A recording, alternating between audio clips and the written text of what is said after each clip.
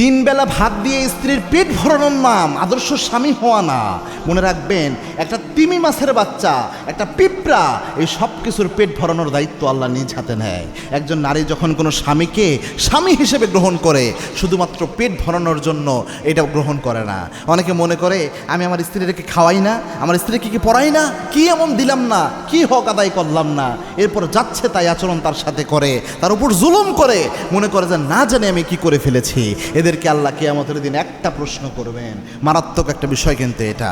মনে রাখবেন, একজন স্ত্রী তার অনেক মূল্য রয়েছে, অনেক ভ্যালু রয়েছে।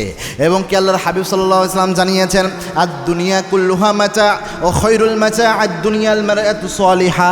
এই গোটা দুনিয়াটাই হচ্ছে সম্পদ, আর এর মধ্যে সবচেয়ে দামি সম্পদ হচ্ছে, সবচেয়ে প্রেস্টিজিয়াস সম্পদ হচ্ছে একজন নেককার স্ত্রী, একজন ভালো স্ত্রী। এই দুনিয়ার সব সম্পদের চেয়ে দামি সম্পদ। সুবহানাল্লাহি বিহামদি।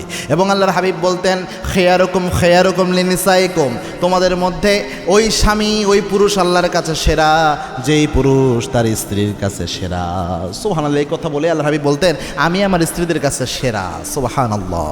এবং আল্লাহর হাবিব সাল্লাল্লাহু আলাইহি ওয়াসাল্লাম এটাও বলেছেন, কুল্লুকুম রাঈন ওয়া কুল্লুকুম মাসউলুন আন রাইয়াতিহি, তোমরা প্রত্যেকেই দায়িত্বশীল, প্রত্যেকের দায়িত্বের ব্যাপারে কিয়ামতের এই কঠিন ময়দানে আল্লাহ জিজ্ঞাসা করবেন। এই জন্য যে স্বামীরা শুধু তিন বেলা ভাত দেয় আর মনে করে যে আমার স্ত্রীর সব হক আদায় করলাম, টাকা পয়সা দেয়, কসমেটিক্স দেয়, মনে করে হয়ে গেছে, এখন স্ত্রীর সাথে কোনো, স্ত্রীর মনের কোনো খোঁজ খবর নাই, স্ত্রীর কোনো কেয়ার নাই, যত্ন নাই, এরকম যারা করে বা জুলুম করে স্ত্রীর উপর, তাদেরকে আল্লাহ রাব্বুল আলামিন কিয়ামতের দিন দায়িত্বশীল হিসাবে আল্লাহর দরবারে তাদের দাঁড়াতে হবে।